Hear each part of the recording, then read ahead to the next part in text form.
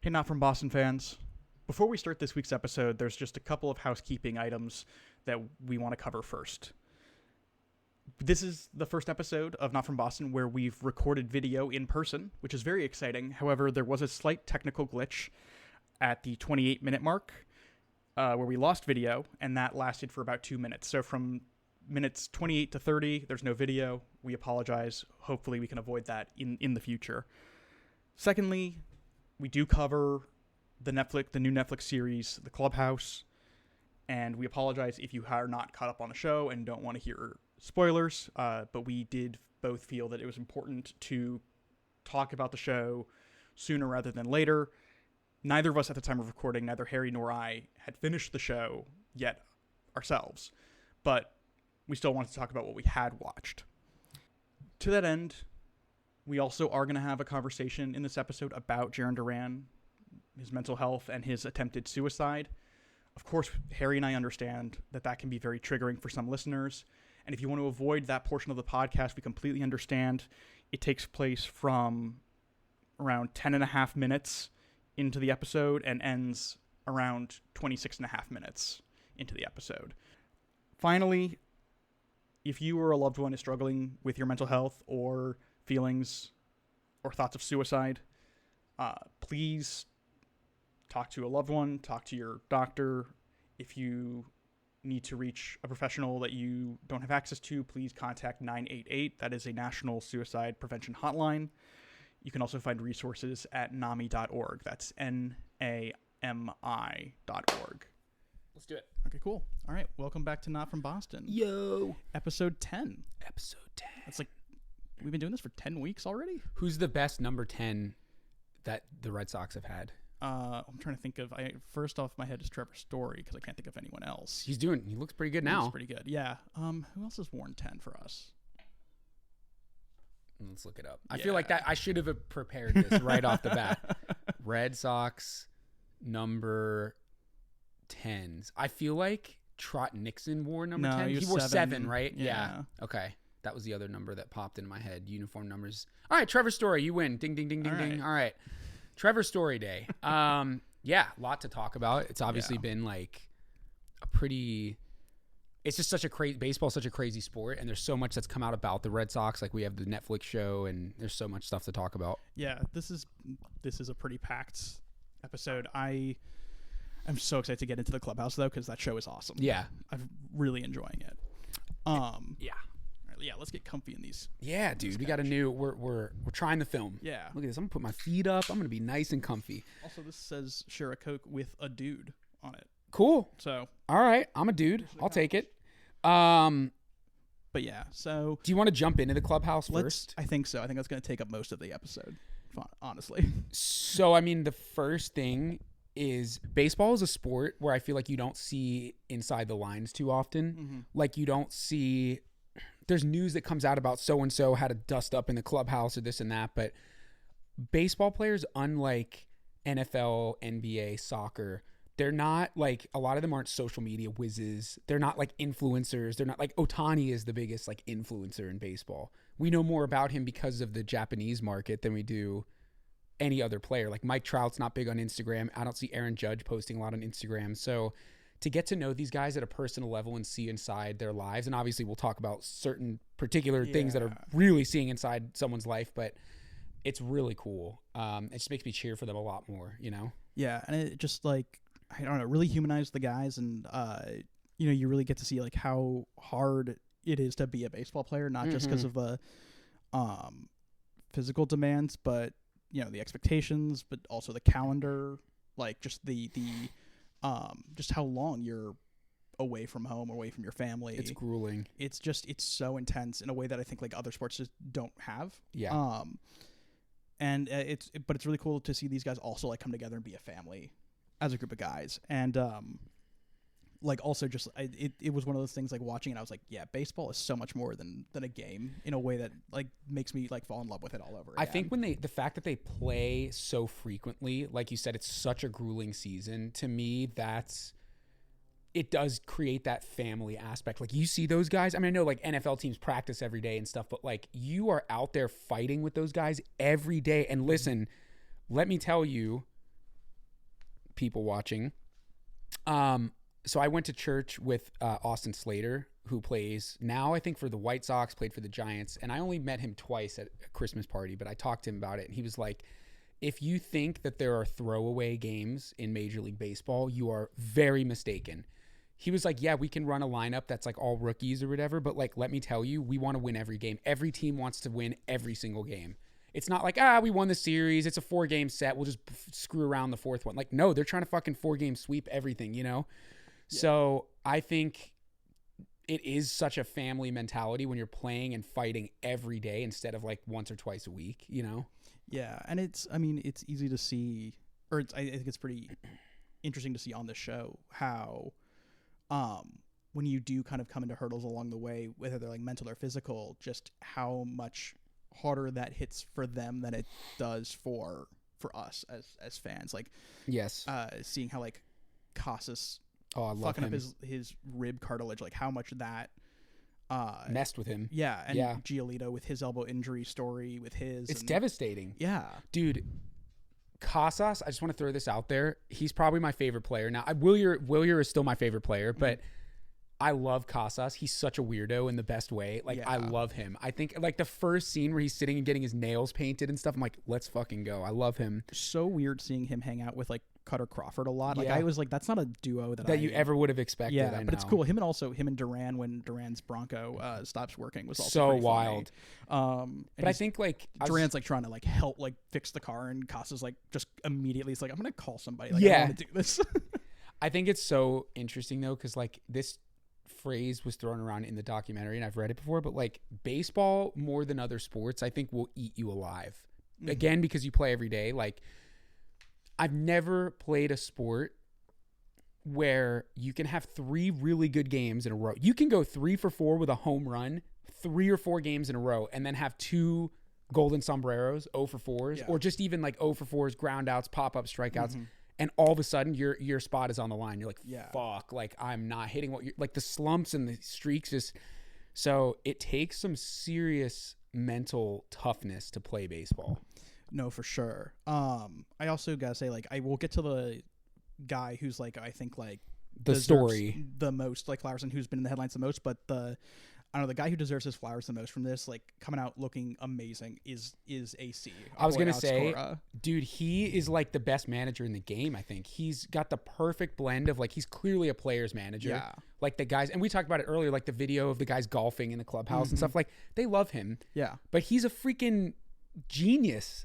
He's a freaking like he's just like so meticulous, and I love the Wilyer Abreu thing where he's like, who is it that he pinch hit for? Tyler O'Neill. Yeah. And he's like, yo, his grandma's about to pass away, like let him hit, and then he gets that huge double. Yeah. That's just such like tact, and he's great. I love Alex Cora. There's so much great stuff in this show about him being just another father figure to these guys, and just the amount of, like, he really just operates, it seems, with like empathy first, which is just so cool to see in a coach, because like that's just not what you see in a coach, like in your head, I think, here. There's a great moment. I think you might not have gotten to it. I'm on the last episode. You're on what episode? I finished 2. Yeah. I've had a long week. There's a great moment where it's like hours before a game, and you just see like Cora and Bayo in right field, and Cora's just sitting on the right field wall, which on its own is a hilarious visual, and Bayo's just like working through some family shit. Yeah. And just like, you just like kind of see Bayo wanting to kind of like keep away, and Cora just kind of, you know, doing what he can to bring Bayo back in and talk about it, and it's really moving stuff. Also, I just like, side note, like Brian Bayo really struggled last year. Yeah, he did. And now I think we kind of know why. Like, because Brian Bayo, for those of you who don't know, he had a newborn, like, baby girl at the beginning of the year, like right before he signed his contract extension. And he was trying to get his wife and daughter to the U.S. to live with him for the season. And our immigration system just like was uncooperative. The baby got a visa, his wife didn't. Which is like, what the fuck? Like, the baby got a visa, but the mother did. Like, they're betting on that baby making hella bank in the United States, so like, we need that tax money. He went like a year without seeing them, and it's like, damn, like that's a whole new perspective on, you know, why the first half of his season was just like so horrible. And it really just like it does kind of the numbers, of a player's performance. Like they don't always tell the whole story. Yeah, and this is sort of similar to not sports related, but like the Chadwick Boseman thing. I thought about that as you were saying this, where for those of you who don't know, the star of Black Panther, Chadwick Boseman, passed away. I think 2020. Jackie Robinson. Yeah, duh. Okay, everybody knows. That's right. Forgot about that. Yeah, what a great movie. Oh my God, what a good movie. So good. But he died in 2020 from cancer that he didn't disclose to a lot of people. It wasn't in the public. And he was really jacked for Black Panther, and then he lost a lot of weight. And everyone's like, why is he losing weight? What's going on with him? He must be like, people were like kind of body shaming him. You just don't know what these guys are dealing with behind the scenes. Everybody, especially the silent battles, like imagine the mental anguish that you must be in to not see your family for a year and know that they're in a different country and can't get in. Like and obviously the Duran stuff, which we'll talk about, like we as fans have a responsibility to do better. Yeah. We have to do better because these are human beings. And it's like, again, I've said this on the pod. I'm also a huge soccer fan. And yesterday, my team, Arsenal, had a huge win against Real Madrid. Like it was like a famous victory. And a couple players that played really well, I've heard fans cussing their name 2 weeks ago. He's fucking shit, blah, blah, blah. We have to do better as fans. Like I really think of Duran a lot. I was guilty of it in 2022. Oh my God, me too. I was like, dude, fuck this guy. Yeah. He's not got his head up his ass. What the hell is he doing? Why is he walking for the ball? What the hell? He's making comments. And like now we know what he was dealing with. Yeah. So just like remember that these are human beings is really the main statement here. Yeah, I think that's so important. I also think the media, especially in Boston, like I really hope that, and I've already thought so much about what I'm going to say about this in a minute, but like this makes me so fucking like wound up the role the sports media ecosystem can play. I hope that they watched this show and kind of look at some of the work that they do and feel like ashamed. They won't, unfortunately. Do you want to get into Jarren Duran? Yeah, I think we should. Yeah. It's really important. So for those of you who haven't watched the Clubhouse or seen the news, go watch the Clubhouse. But Jarren Duran had, I guess, there's a whole episode dedicated to Duran. He talks about how the fan vitriol that he experienced in 2022 and 2023 drove him to attempt suicide in 23, I think, right? Yeah. We don't need to get too graphic or detailed in here, but he actually attempted suicide. Yeah, and by some miracle it survived. Yeah, the gun didn't go off. Yeah, and that made him make a change in terms of how he was like, okay, well then like I must be here for a reason. And I think like that, seeing that news like really like I think it was like very close to home for me, because like I've been where Jarren Duran, like I've been in that headspace before, and it's awful, and I like wouldn't wish it upon anybody. And so I'm like very glad that he's here still. I'm glad that he's still alive, and I do applaud the hell out of him for saying something about it on this show and for being so open with Netflix and vulnerable in a way that's very scary. I think especially in a way that like men typically aren't, men and male athletes aren't definitely not interested in sharing. Apparently in Massachusetts, the organization, I think it's called the Samaritans, like saw in a huge uptick in like their phone lines. Wow. After Duran came out publicly, and I think like it's gonna do a lot of good for boys and men, particularly in sports. I think seeing him be so honest and about it. It's funny that it's just funny how the world works, right? Because I remember thinking in 22 after like I said, I was like all over him. I was like, dude. I had kind of my dad and I were talking about it. We went to Cooperstown and we were like, we're being dicks. Like this is not like, yelling at the TV and saying like, that's not cool. And it's just interesting to see like, I don't know, as you mentioned, like you've been in that headspace and I have too. Like these are two people who have dealt with our fair share of mental health issues as well. And it can get really serious to the point where like it's a medical problem. And you don't know you have no idea. Like the guy walking down the street that's having a bad day and being a douche, like that guy might be having, like he might be battling these kinds of thoughts and feelings and urges. Like you really don't know what battles people are fighting. And so I just want to double down on like, it's so important as fans to like check yourself. Like these guys are, I know they get paid a lot, whatever. They're literally sacrificing their years of their lives and their bodies for our entertainment. Like we're doing this podcast because we love sports. Yeah, and their day, like with athletes, like their day is made or ruined by the love that you show them. Absolutely, as fans. What else? Like that's it. That's their job, basically. That's what makes them want to continue to do this. I do just want to like also say, because I think it's, of course, like there are some like really just like awful dark places on like social media where it's like, because Jarren Duran, of course, was in hot water last year for the F word thing. and which he's like apologized for and stuff, and it's like, and they're bringing it up again now. I'm like, that has nothing to do with this. No, and it's like even still, like I don't want Jarren Duran to kill himself. Like I don't think you should. I don't want anybody to kill themselves. Maybe Hitler, but like Jarren Duran's not Hitler. And also like, dude, people make mistakes like that. I kind of always felt like really, I was like definitely upset about. I was like, wow, like what's going on there? But like, people make mistakes. People say things. If it's like a repeat over and over, and like you're not apologetic about it, and like that's a different thing. But like, that was just a huge mistake, and I think he immediately was like, whoa, like I took that way too. That was not good.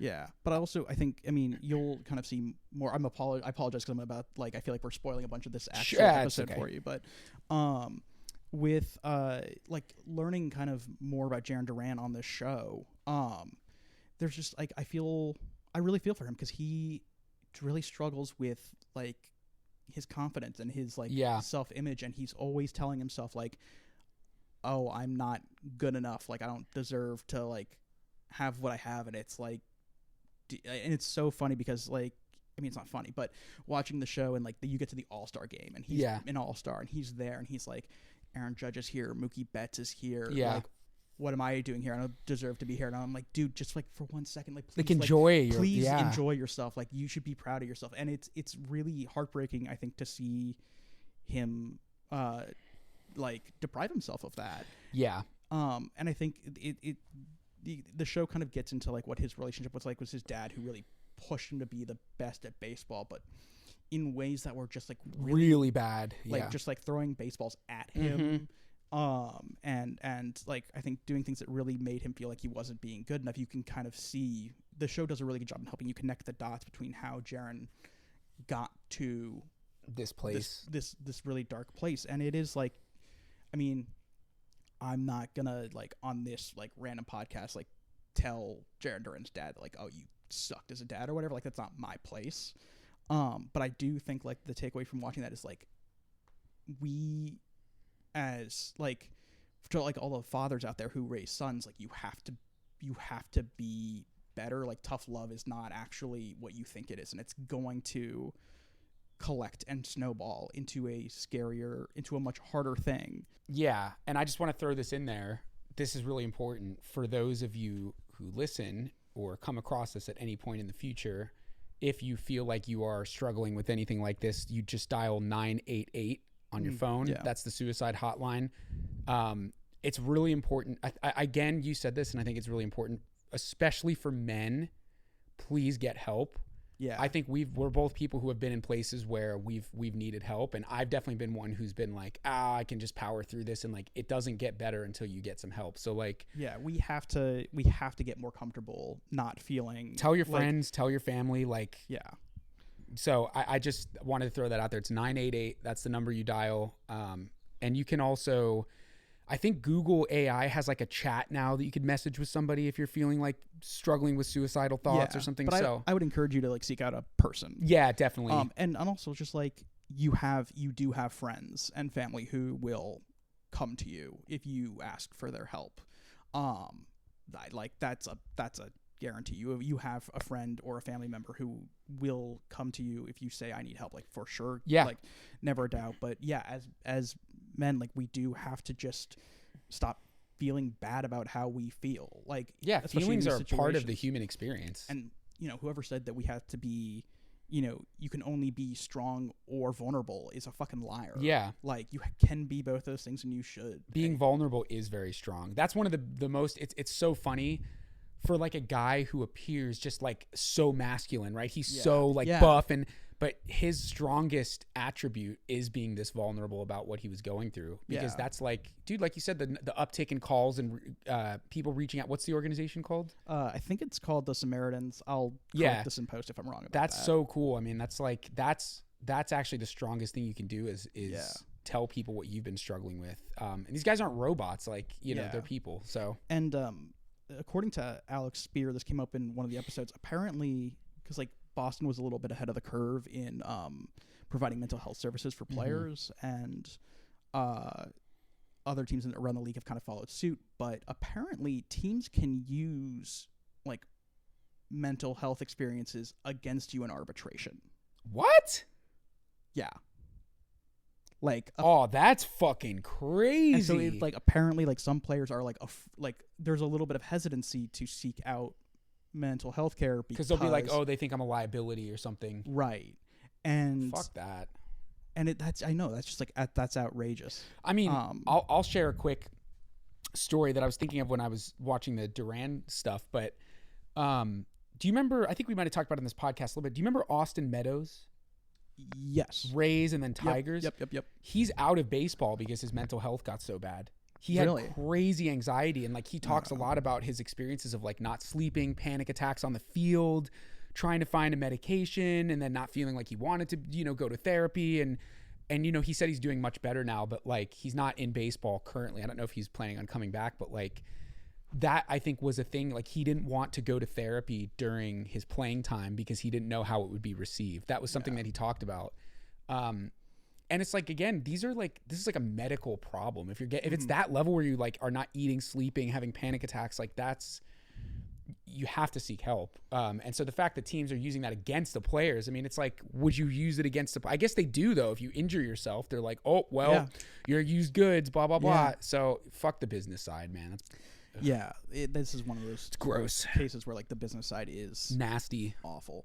But yeah, I think cannot give Duran enough flowers for talking about it. I appreciate like AC, like Alex Cora, the Red Sox organization, like having his back on that, and how supportive they've been for him this whole time. And like, I mean, I don't know. I really just hope that because there is a bit in there where Duran talks about like writing it in his journal, and then I think it cuts to like Tony Maz talking about like how stupid it was that Jarren Duran's like talking about journaling instead of just like, not making errors or whatever.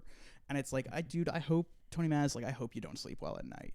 Like, I really like that guy used to be cool. What's the deal with him? He used to be cool when he was on the broadcast for Nesson. Like for a bit, I was like, oh, okay, he's kind of cool. Now he's like, but it's also like not like I'm picking on him because like he's annoying as shit. That's just a why would you say that though? Like, but yeah, like I think I do really hope, I mean, I know you just said that like, oh, no, we'll never really change anything, but I do really hope that like, especially in Boston where like sports radio is so big that like, and that's, I think, kind of where you get the most outrageous takes, that pick on players. Like, I really do hope that those guys like see this as like an eye-opening moment of like, oh, like, I mean, God forbid in the worst case scenario, if like Jarren Duran had been successful that night in 2022 or 3 or whatever, like, in my mind, like that is a little bit on the sport, like on the media guys, which also who inflamed this whole thing. Just to bring up the Chadwick Boseman thing again, that was a lesson that I think we all thought we learned, but I see it still now. People are like, what the hell? Why does this guy look this way or this and that? And it's always like,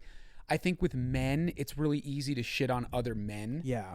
And, we're men, so I can't speak on behalf of women, but like, I've seen it with other male actors. Oh, he's way less buff than he used to be. He looks this or weak or this and that. I'm like, why are we commenting on shit like that? Like that's, I don't know. You don't know what people are dealing with. So yeah, I agree. I'm still obviously like, it's so incredible that, he's survived obviously and he's here and hopefully we can all take a lesson from this and move forward and not make those same mistakes. But at the end of the day, like I'd rather Jarren Duran be happy than be good at baseball. Dude, if he fucking quits the team and goes and lives on a farm and is happy, that's the most important thing. Like 100%. None of this shit doesn't matter, bro. Like we're not Like, if you actually think about it, just like we'll get into the baseball isms in a second, but if you like really zoom out, my wife always says zoom out, right? If you really zoom out, what the hell is baseball? What does it mean? Like winning the World Series, winning the World Baseball Classic, hitting a home run in Game 7. What does it mean? Mm-hmm. In fucking 50 years, it's a great memory, right? You hear all these guys, like David Ortiz talks about, he's like, Game 4 of the ALCS, you know, greatest hit of my career, blah, blah. Mm-hmm. But like, guess what? David Ortiz still has kids. He still has I think he has a new wife now. Mm-hmm. Like he still has a family. He has other things that are just as important. It's just a moment in time. It's just a thing. It's not the most important thing of all time is winning baseball games, you know? And the saying like is always like baseball is more than a game. And like that is true to a degree, but baseball is also just it's a game. It's a sport. Like I understand how important it obviously like I think we both understand how important like a baseball team can be to some people. Absolutely. And like how important it can be to a city. I mean, we're in Los Angeles. We know how important the Dodgers are here. But like the well-being of our players, like we cannot, you know, I think take that for granted or disrespect that or disrespect like what they're doing for our entertainment. Yeah. So it's just heavy stuff, but it's fortunately, there seems to be a happy ending on this one, which is, you know, not always the case. And we're very happy that he's here, and we're very happy that he shared his story. So, again, for those of you struggling, reach out. I also like do want to say, like, I think, like, because we've talked a lot about this, and I think Duran has kind of framed this outside of the show as, like, talking about his attempts at suicide. Also, sorry, I'm going to have to go on one tangent before I go on back to this other tangent. I really hate that if we clip this for social media, it's gonna get less attention because I didn't say unalived, which is fucking bullshit. Yeah, I know. Guys, like if you say like unalived or you know you try to like censor your language for an algorithm, like you're a child. I don't know what to tell you. Just like let's be a grown up here and let's just say like because that is what it is. We don't want to trivialize it. Dude, I got a mark on Instagram on my account. I got. What is it? Not a shadow ban, content violation because I covered SZA's song that says "I might kill my ex." Not the best idea. I literally got like a suspension on Instagram for that. Yeah, that's just not right. So dumb. But to go back to the initial tangent was that like he's talking a lot about like if you need help like you should go get it. Like if you're thinking about taking your own life, you should seek help, and that's absolutely true. But also like there are plenty of like men including us who have thought about it, who have or who have tried it, and it's like tried to take their own life. And I think it's just as important that you feel as unashamed of talking about it in a sense of like I tried to kill myself at one point and I am glad that I am still here. Like it's in so I think not just to talk about it in a preventative way of like before you get to that moment, like seek help, but also if you have tried, you don't hold on to the shame like, of that. That's okay too. Yeah, definitely. We're all just human beings and we're trying our best and things happen. You don't have to hold on to things that, have been such a darkness for you. Like we move forward every day. And I agree. That's a really good point. Like if that's someone listening, that's been your experience. Like we're glad you're here and go get help now. It's okay. Like you don't have to hold on to that. For sure. On that note, I know we don't have a ton of time left. Do we want to get into the games that happened in the week? Let's get into the games. So our last episode, we were on a bit of a high because the Red Sox were doing really well. Yeah, we had just beaten the O's in that series. Yeah. And so then we had the Cardinals, which there's a lot to talk about there. Yeah, so we had our home opener, and that went really well. And then the last two games, we're recording this on Wednesday. As of now, the Red Sox are back to 6-6. Yeah, so they lost 2 to the Jays. Up and then down, and it's. We'll talk about why because it's a lot of really frustrating stuff.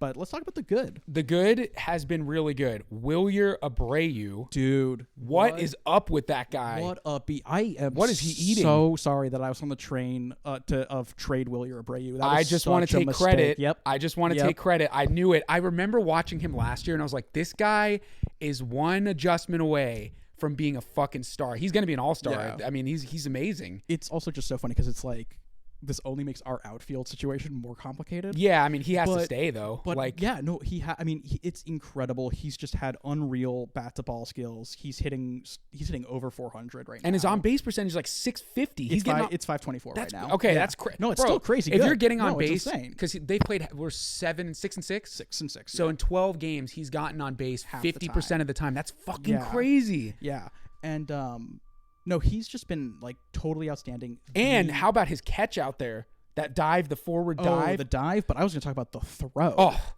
Ground ball, like past second base. Willie Abreu takes it and just throws out Laser. Newt Bar at third. Laser. I mean, I could not believe. I mean, it's also like really rare to see the Red Sox play really great defense, and it's so cool when it happens. Yeah, this team is good defensively. I know we had the first game Sunday. Our first game against the Blue Jays, we had some rough. There's been a couple games, but it's for the also most part been like rainy. Cold. Jumping ahead, the Blue Jays game was rainy. The first game was rainy and cold, and then the second game was like 35 degrees. Like, at first pitch, like I'm hoping that's just the elements. Yeah. But yeah, Abreu he's absolutely incredible. Cooking. I'm so happy for him and for the team. But against the Cardinals, he had 5 runs, he scored 5 runs. He drove in 6 runs, and he walked off game 2. Amazing. That's his. So he didn't walk off the opening day, but he had the game-winning hit in the top of the 9th. Like, he's picking up the clutch mantle, which is sick. Yeah, that was game 1 of the doubleheader, I think. Yes. Yeah. Also, guess who's back? Dude. Rafi Devers. What the hell? Again, like, I saw another Instagram video. He kind of brought the elbow back in, like the thing we were talking about, and now he's hitting better again. So he made an adjustment. So it was only a matter of time. In that series against the Cardinals, Devers scored 8 runs. He drove in 8 runs. He hit 2 doubles and a homer. Yeah. He's hitting now 244, which is like from where considering he was at 0. Yeah. You know, it's incredible. I'm very happy that we all knew that was going to happen. Like, I think like people who are like panicking about Devers, it's like he's a professional hitter. But it's funny that as soon as he starts hitting again, he starts hitting a bunch. Mashing. Again. What do you think of the home run helmet? I was about to. Yeah. It is awesome. It's also deeply fucked up. Yeah. It's pretty gross, dude. No, it's horrifying. Like, oh, that's nasty. Yeah. It looks like if like the Philly fanatic had an affair with Wally the Green Monster. It's pretty gross. Or I guess Tessie. Yeah. And then they birthed that helmet monstrosity, which apparently you can buy like the original like frog motorcycle helmet that they turned into Wally. Like, for like $40 from Amazon. So. I missed like the era of like last year they had the weights, right? They did like the blow up weights. I didn't like that. The shopping cart was a good one. The shopping cart was good, but I think people kept getting worried about getting hurt. Yeah, the Wally helmet's good. Yeah. I think the Sox are always have had better celebrations. I feel like we were a little bit ahead of the curve on that as well, right? Yeah, we were one of the first teams. Yeah. You know what we started doing was the win, dance, repeat in the outfield in like 2016. Oh yeah, now they're doing like what is it like soup? Oh yeah, they're doing the cooking. Yeah, wonton soup, which is so funny because when I first watched it, I was like, are they like because of me and my brain? I was like, are they winding a film camera? No, like are they shooting a movie? It's like the Lil B, like the cooking dance. No, it's cool. I love it. Game 1. Buehler he got the win, but he didn't pitch great. Gave up 7 hits and 5 runs. His cutter and his sweeper aren't great right now. He looks a little off. He looks like he didn't get enough of spring. That's what it seems like to me because his stuff isn't Buehlering. Yeah. Well, also he's like been using the knuckle curve less, which I guess makes sense given that he just, had surgery. Of course, yeah.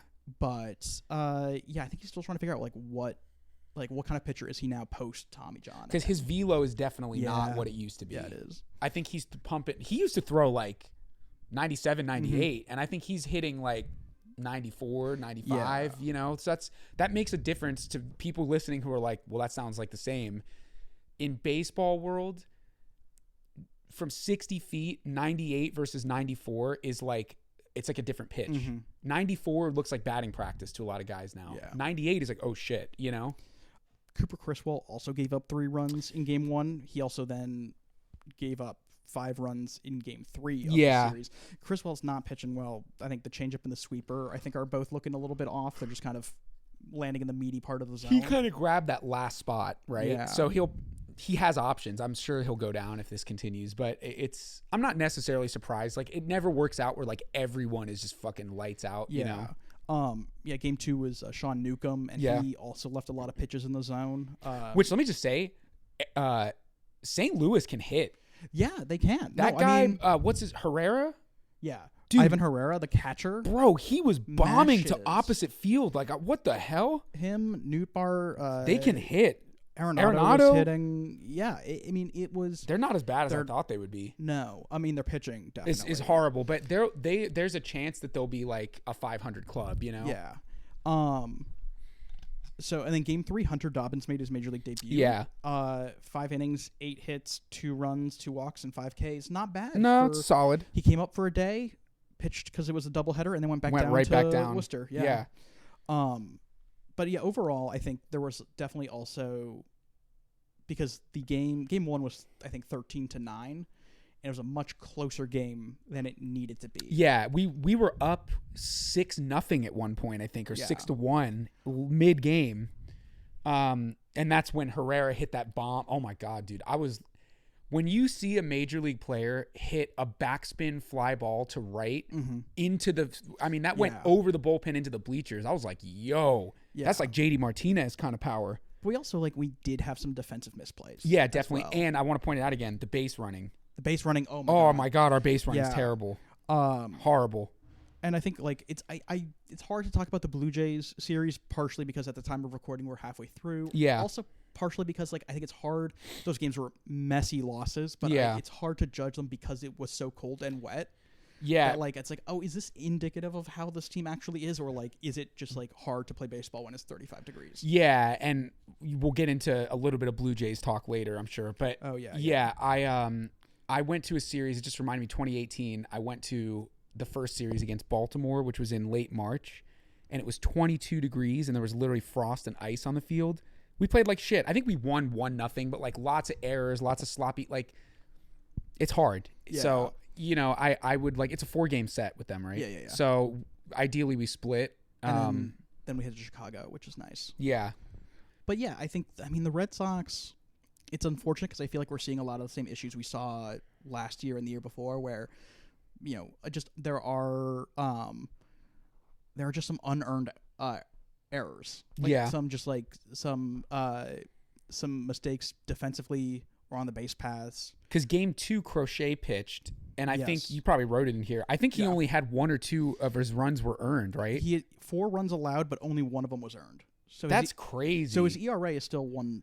Yeah, 1.4. Yeah, that's crazy. So I mean, it's one of those things where our defense was good in Texas, and I think, you know, pretty good in Baltimore. It's just interesting that like our pitching and our bats can be really great so far. They just aren't really always great at the same time, and they're not great long, like so far. I mean, 12 games into the season, but they haven't been great, consistent. Like, it's like we get a couple of games where the offense is really going off, and then it kind of turns off for a game, and then it comes back for a game, and I think it's you know, it's growing pains. It's getting into the rhythm of it. It's still April. Yeah, totally. But it is kind of one of those things where I'm like, okay, this is to keep an eye on. Like, if the defense issue or the base running issues continue to linger, you know, that's the stuff that's gonna keep us from winning games. Yeah, and again, like, I bring up the base running a lot because that's a thing that just should not happen. Yeah. Being good at base running, like, no one's saying you have to be fast and steal 50 bags a season. Like, you don't have to have an Ohtani or a fucking Acuna season, but like getting picked off, not tagging up. I saw that this weekend, not tagging up. Like, that's rookie ball shit. That's single A shit. Like, my men's league team tags up. You know what I mean? Yeah, like, that's got to do that right. Yeah, I'm worried about the lack of awareness. Yeah, I agree. The field. I will also say, just real quick, Carlos Narvaez. Yeah. Incredible. Like, that was such a sneaky good pickup. He's hitting 300 right now. We're looking at him taking the full-time starting job, which I'm sure Connor Wong is like not thrilled about, but he hasn't been good with, I mean, this is in our notes here, but our hitting with runners in scoring position has been really, really bad. No, it's been really rough. Connor Wong has been really bad, particularly. There were a few times where he came up with runners in scoring position, second and third, bases loaded, and couldn't get the job done. Yeah. Tristan Casas, I'm also waiting to get hot. He seems like He he's off to will. a slow He will. start. He's hitting. He's like behind the ball. Everything Yeah. that he's barreling up is going to left, Yeah. which is fine. But I feel like when he's at his struck, some guys are just pull side hitters, and that's fine. Mhm. He's not pulling the ball at all. Yeah. Real quick, I just want to touch on run differentials because I think for listeners or viewers, this is a fun way to kind of keep track of where your team might sit in the playoff picture. So run differential is just basically the difference between your runs scored that you score and the runs that you allow. So as of today, the Red Sox have scored 66 runs and allowed 57, meaning that they have a run differential of +9. Yeah.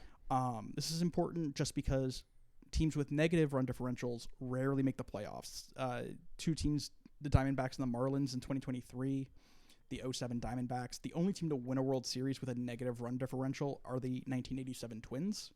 So was that Kirby Puckett? Was that yeah. those teams? Yeah. Huh. So for reference, last year the Red Sox had a +4 run differential. 2023 they had a -4 run differential. 2018 when we won the World Series, it was a 229. Yeah, that that team was crazy. So it all boils down to we have to score runs. We have to score more runs than we allow, and this is kind of a good way. Even if we're doing well throughout the season, it's a good thing to keep track of because that eventually that's going to catch up with us. Yeah, I think that's a great stat to look at. It seems like obviously right now it's so early, but that is a pitching hindered stat or a defensively hindered stat at the moment. But we'll have to wait and see. I do want to bring up real quick the fact that Quinn Priester got traded. I forgot to put that in the notes. I was a little bit surprised to see that this early. I don't know what the haul back is yet. So we got, I forget his name, but I was just looking it up. One of their top prospects, okay, an outfielder, which I'm like, great, we need more outfielders. Yeah.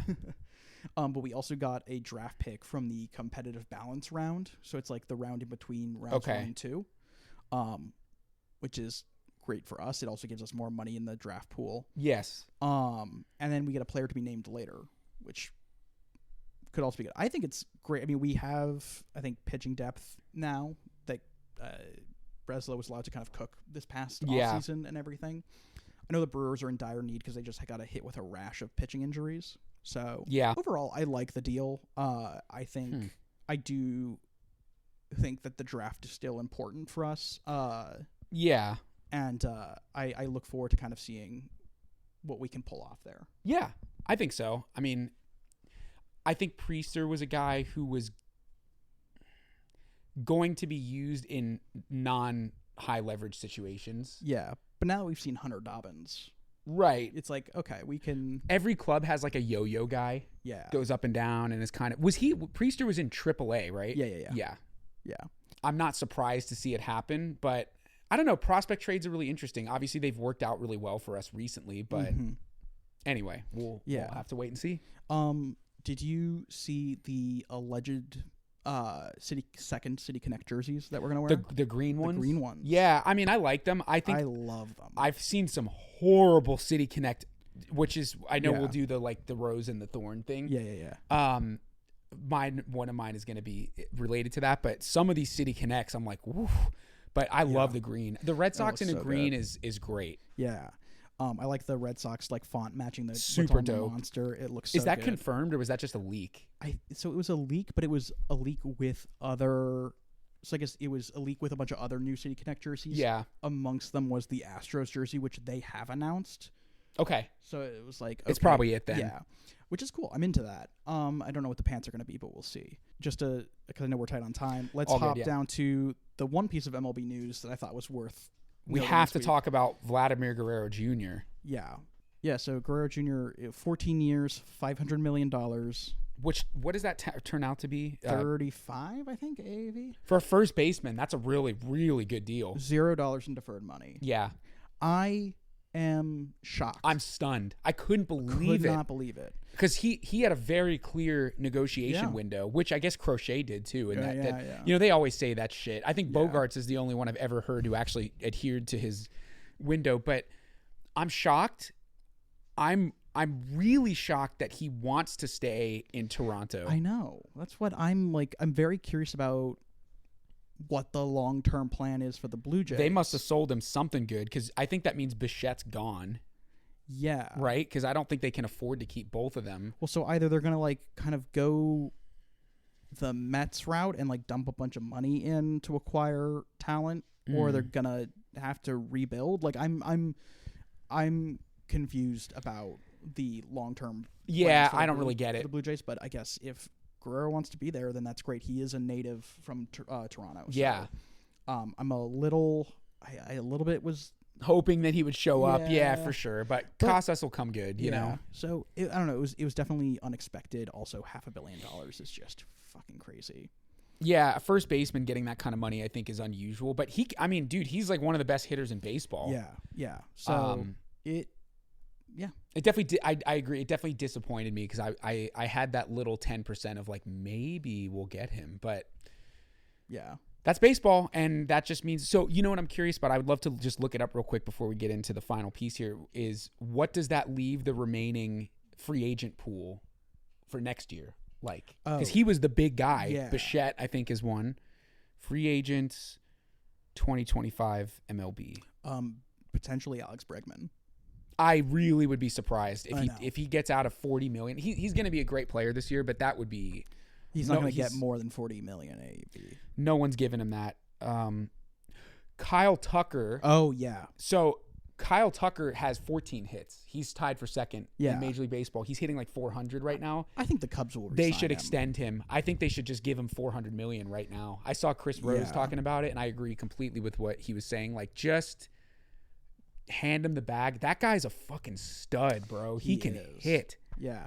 I also do want to talk about how, because he was a former Astro. Also got Player of the Week. Alex Bregman got Player of the Week. Yes. And it is, I think, to bring it back to Willie Abreu, who is also a former Astro prospect that we got for like 6 weeks of Christian Campbell. Yeah. Like what a robbery that was. Dude, that guy. So interesting. We forgot to talk about this. Interestingly enough, it looks like he's going to play outfield.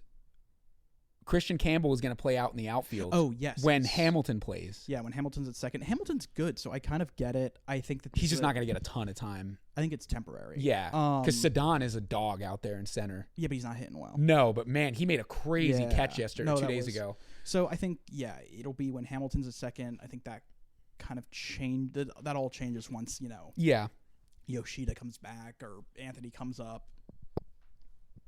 Yeah, we'll see. There's a million things that could happen, but yeah.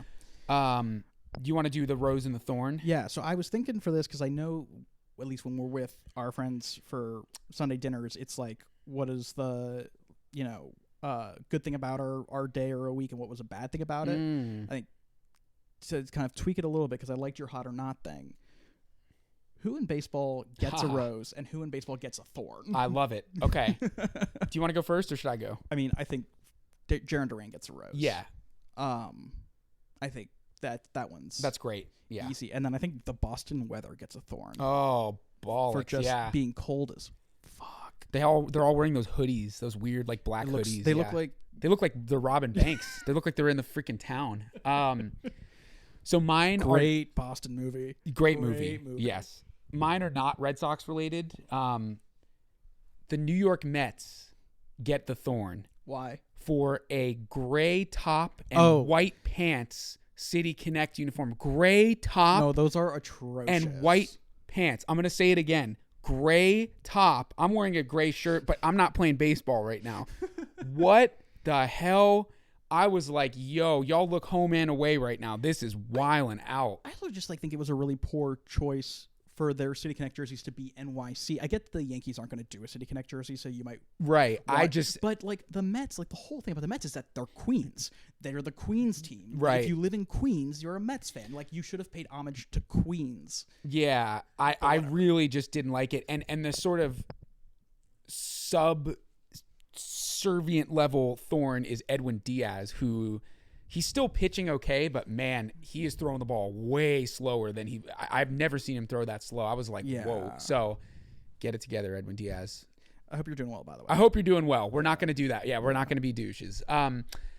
No, he is a great pitcher, to be honest. No, I just thought that was I was like, wow, he's throwing Yeah. like 6 miles an hour slower. I know he's had arm surgery though, No, I think. know. Yeah. Yeah, he's also, I think, a little older. Yeah. Yeah. The Mets jerseys are really the They're- thorn for me. They're awful. Yeah. My rose is going to go to Fernando Tatis Jr., who hit a ball. Oh, who supplied Jurickson Profile with the Yeah. steroids? But who hit a ball this weekend at the A's minor league stadium. Oh, did it? Clear out of the stadium. Wow. I mean, like, way. I think he hit it off of Severino. Okay. I mean, I don't know what the distance was, but I just picked up, it was like the end of the day, and I just threw on a West Coast game, and he hit that ball a good 60 feet beyond the walls of the stadium. And that's always fun. When you get a stadium clear, that's pretty cool. Yeah, granted. It's a minor league stadium. Yeah. Those tickets are so expensive to go see the A's or the Rays because they're at 10,000 seat minor league stadiums. Yeah. Which is ridiculous. I'm not going to pay more money to go to a minor league ballpark. But you got to look up this home run. He crushed it, man. It was amazing. So I always love that. Oh, top of the division. Can you double check if they're still top of the division in the NL West? The Giants. Yeah, because the Dodgers lost like 4 in a row, I think. The Giants lost the series to the Phillies, and no, the Padres are now Padres are in first. It's Padres, and then Giants and Dodgers are tied. That's a good division, except for the Rockies. Yeah, that's crazy. I'm glad the Giants are doing well. I feel like I hope they have like another 2021 season where they just out of nowhere win 100 games. And yeah, I mean they have a good team, so you know. Yeah.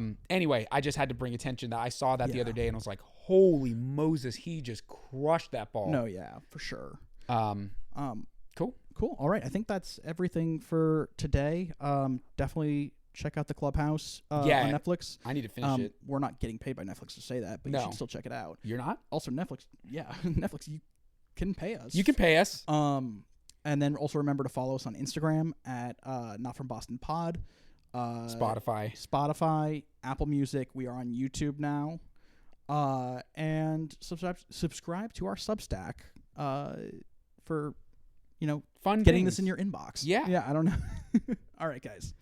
Bye.